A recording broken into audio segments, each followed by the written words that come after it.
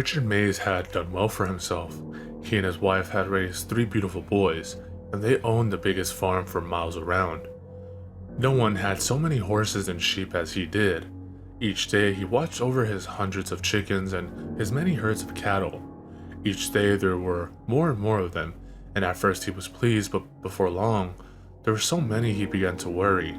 He could not manage them all, and was forced to tend to them night and day. He often looked at them and thought, if only I was so hungry that I could eat them up, then life would be good again. That summer, a plague broke out amongst Richard's animals. Many of his cattle and sheep died. The chickens died too, and some of his horses.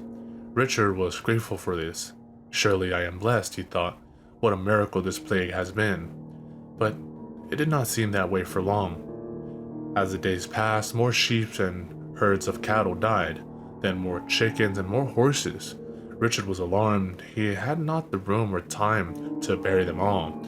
Soon he was exhausted and did nothing but lay in bed watching summer turn to fall. One day his wife came to his side. "Richard," she said calmly, "there's something I must tell you." "What is it?" he demanded. "Have the children died as well?" "Of course not," she replied. "You are going to be a father. I am pregnant again." The farmer was overjoyed. He had always wanted another child. He was so thrilled that he got out of bed and chopped wood that very same day. But soon he noticed a change in his wife that worried him. She ate constantly and could not seem to stop. Night and day she devoured all of their canned food and dry meal, and drank all of their syrup and honey. She left nothing for the others, but stranger still, she did not gain weight, but instead seemed to be starving. "Please, wife, you must control yourself," Richard pleaded. "You will starve us all if you do not stop eating." "I cannot stop," she cried. "The baby, he twists and turns inside me and hurts me when I stop eating." "What nonsense," Richard cried. "You're just being selfish." "I'm not," his wife shrieked. "Not until I have eaten half a dozen chickens does he stop beating me, and he wants more each day and leaves nothing for me." Time went on, and as winter turned to spring and the plague moved on, soon the animals were as numerous as ever, and just in time. The baby now demanded half a calf a day. Richard watched in horror as his wife butchered, fried, and devoured 3 of his cows each week. Even then, the baby scratched and kicked and twisted and turned, and the wife looked worse than ever. Just as it seemed she might die, the wife gave birth to the baby boy. Soon thereafter, she recovered her strength. The baby was as hungry as ever, but Richard was no longer concerned, because the plague had ended and food was plentiful. In just a few weeks, the chickens again numbered in the hundreds. The cattle were so many, no one could see them all as they stretched across the pastures. There were now a dozen of horses, and more sheep than ever.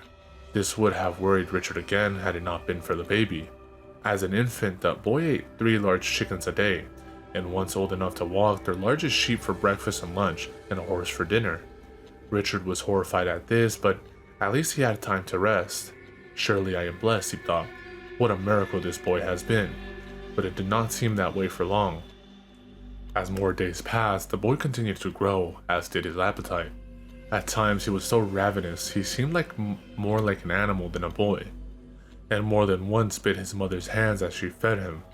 Besides, the farmer and his wife found themselves cooking constantly for the boy, so that they could get nothing else done.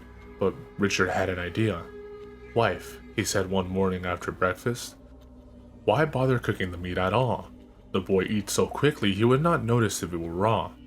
"Perhaps you're right," his wife replied. "I am tired of feeding him. Take him to the pasture this afternoon and see what he does."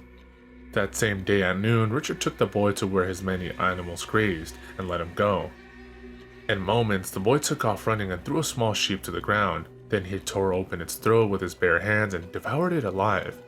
The farmer watched in horror as his son rose from the bloody carcass with a crazed look in his eyes.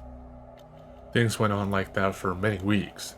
Richard would take his boy to the pastures and the boy would consume all the animals he could catch. The boy devoured calves and colts as a hungry dog eats chickens.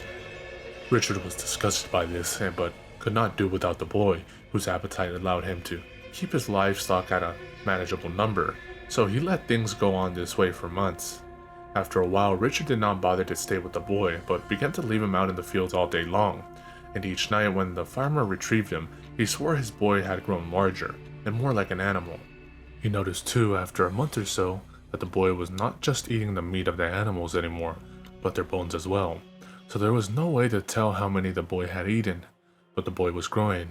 Of that there was no doubt. Several months passed, winter came, and the animals would no longer breed, and yet the boy continued to eat them, as many as ever. Soon the big flocks of chickens were gone, and the extra herd of cattle. There were but a few sheep left and half a dozen horses. The boy had eaten all the others. Richard was scared. The boy was so large that he could not live in the house, but slept in an empty barn. "What have we brought upon ourselves?" the farmer cried. "The boy is no blessing, he is a curse. What will he do after he has eaten everything we have?" It did not take long to find out. In another week, all the animals were gone, eaten by the boy, bones and all. There were no more sheep or horses. There were no more cattle or chickens. The farmer's wealth was gone, and his family was starving. Everyone was terribly angry. So they all marched to the barn where the boy lived, and found him sleeping. They kicked him angrily. "Look what you have done," the wife screamed. "You have eaten everything we own." The boy, now grown to the size of a moose, woke from his slumber and groaned. "Mother," the boy growled, "I am hungry. Fetch me a horse to eat." "I will not," she screamed and kicked him again. "We have no more horses, you have devoured them all." "Fetch me a cow then," the boy said to his brothers. "I am hungry." "We will not," the boy's brothers screamed. "We have no more cows, you ate them up, every last one." At this, the boy stood and hissed at them all. "I am starving," the boy moaned. "What is there to eat?" "There is nothing left here," Richard cried. "Go and find food elsewhere." The boy did as he was told. The same day began wandering the countryside, devouring every animal he could find. Within days, Richard received word from his neighbors that something terrible had happened. "Someone has taken all of my livestock," his neighbor cried, "and they have taken our only daughter." Richard knew it was his boy that had done it, but was too ashamed to admit it. "Perhaps a wolf has eaten your cows," Richard said. "As for your daughter, I am sure she is hiding under a bed or playing in the fields. Go and look." "Perhaps you're right," his neighbor replied. "I will check the fields and return with news." The neighbor did not return in several hours, so Richard sent his oldest to find him. But night came, and still his son had not returned. In the morning, Richard sent his second oldest son to find the others, and at noon his third boy rode off as well. By dinner that night, none of them had returned.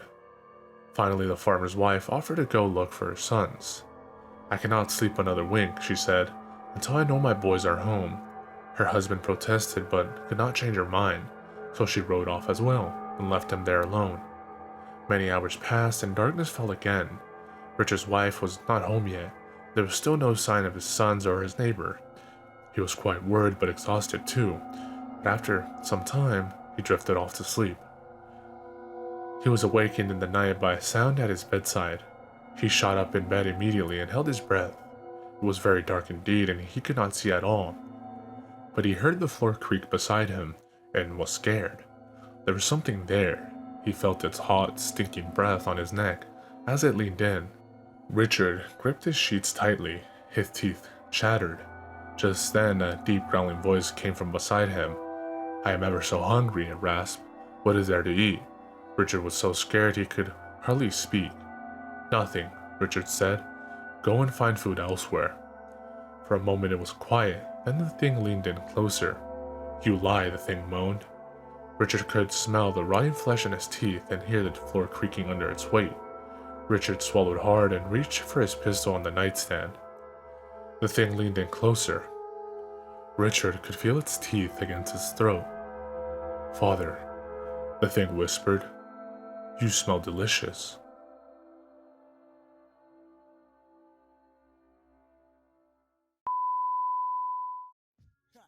In this little shop of horrors, that's how we get down. Yeah, enter the projects on the prairie. Scary, greet you at the gate with Bloody Marys. Blood, a rail full of blood. Back to the cemetery, get more blood. Standing on the grave, drinking blood, smoking bones. We seen a crew of crews running by with stolen tombstones. With Hell's Angels on the chase, they lost to bust a black skull. Once you embrace, they tie you up in chains and they stomp on your face. They go to purgatory and they beat the fucking case. I look around, mad bodies being